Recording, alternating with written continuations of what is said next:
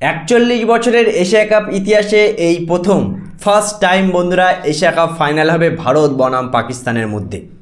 আর তারই আগে ফাইনালের আগে ভারতের কাছে শেষ প্রস্তুতি ম্যাচটা হলো আজকে শ্রীলঙ্কার সাথে ভারত তাদের সুপার 4 রাউন্ডের শেষ ম্যাচটা খেলবে। দেখো ভাই, আজকে ভারত শ্রীলঙ্কার কাছে হারলো বা জিতলো বা বাজে পারফরমেন্স করলো কোনো যায় আসে না। তার কারণ ভারত কিন্তু হারলেও ফাইনাল খেলবে, জিতলেও পাকিস্তানের সাথে ফাইনাল খেলবে। কিন্তু ভাই, ফাইনালের আগে আমি কিছু কথা বলতে চাই যে ভারতীয় দল যে ভুলগুলো করছে, এই ভুলগুলো বারবার করলে কিন্তু ভাগ্য সাথ দেবে না।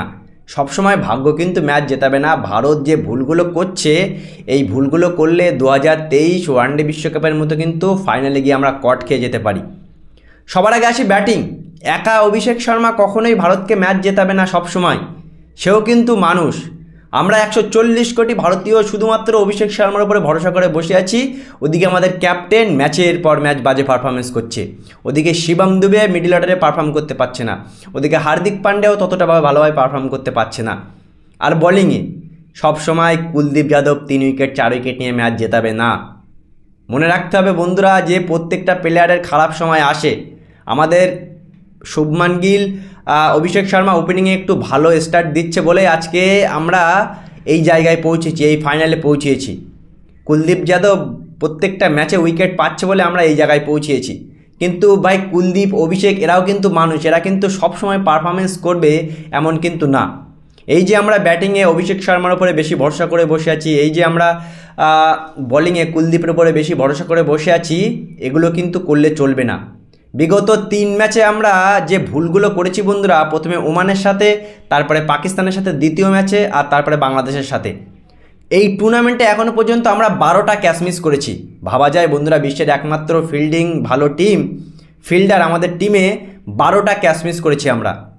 আমাদের ব্যাটিংয়ে ততটা ভালোভাবে কিন্তু কন্ট্রিবিউশন অভিষেক শর্মাকে বাদ দিলে কেউ করতে পারছে না, না ফিনিশিং কেউ করতে পারছে না, মিডল অর্ডারে কেউ করতে পারছে। আমরা 8 নম্বর পর্যন্ত অক্ষর প্যাটেলকে ব্যাটিং হিসেবে রেখেছি, কিন্তু সেই অক্ষর প্যাটেল তার কোনো ভূমিকা নেই, না ব্যাটিং এসে ভালো করতে পারছে, না সে বলিংয়ে ভালো করতে পারছে।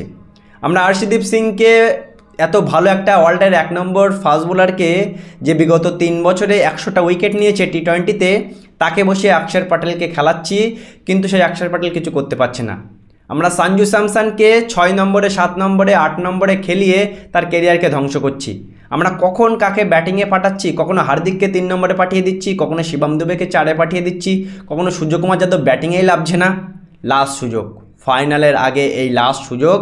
ভাই, কম্বিনেশনটা ঠিক করো। যে ভুলগুলো তোমরা বারবার করছো, এই ভুল থেকে শিক্ষা নাও, না হলে 2023 সালের মতো কিন্তু আমাদের মান সম্মান যাবে ফাইনালে কিন্তু পাকিস্তানের সাথে। পাকিস্তানকে আমরা 2বার হারিয়েছি, ঠিক আছে, কিন্তু এটা ক্রিকেট, এটা ভুললে চলবে না। যখন তখন যে কোনো কিছু কিন্তু হতে পারে বন্ধুরা। তাই বলবো, আজকে এই শ্রীলঙ্কার সাথে শেষ প্রস্তুতি ম্যাচে ভারত অ্যাটলিস্ট ভালো পরিকল্পনা নিয়ে বিগত ম্যাচের ভুলগুলো শুধরিয়ে ভালো কিছু করার চেষ্টা করবে।